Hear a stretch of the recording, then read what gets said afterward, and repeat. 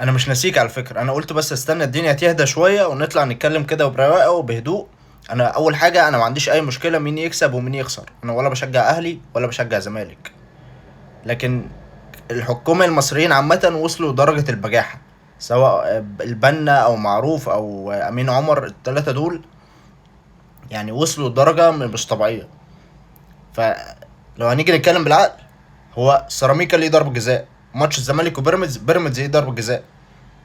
ف وبعدين عايزين توصلونا لفين؟ طيب عايزين نوصل لفين؟ يعني انت عارف انت الكرة المصرية متأخرة ليه؟ عارف الكرة المغربية متقدمة عليك ليه؟ الكرة المغربية احسن منك ليه؟ عشان الناس بتشوف شغلها بضمير. فاحنا هنوصل لحد فين كده؟ فاحنا وصلنا لدرجة البجاحة، ليفل البجاحة بقى عالي قوي، ان في فرق ما تستحقش تكسب اصلا، او في فرق كانت بتتعب في التمرين عشان تكسب، وبغلطة صغيرة الحكام بتطلعها بره البطولة. فاحنا هنوصل لحد فين؟ سواء ماتش الاهلي وسيراميكا او الزمالك وبيراميدز، غلطات هنا وغلطات هنا مش طبيعيه.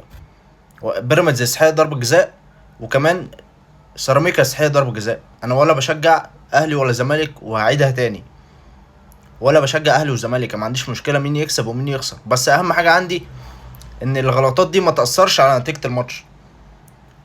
لكن مش كده الموضوع، ما يوصلش لكده. كده بقى يعني بجاحه مش طبيعيه. فعايزين توصلونا لفين؟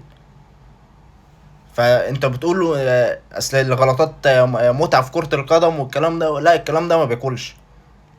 فاللي هو لو الغلطات كده وهتاثر كل ماتش، ان انا اجي العب الماتش ده واكون عامل اللي عليا في التدريب ومسافر ودافع فلوس، واغلط غلط زي كده وتطلعني من الماتش وتخرجني بره البطوله خالص، لا مش عايزين نتفرج على الكوره تاني.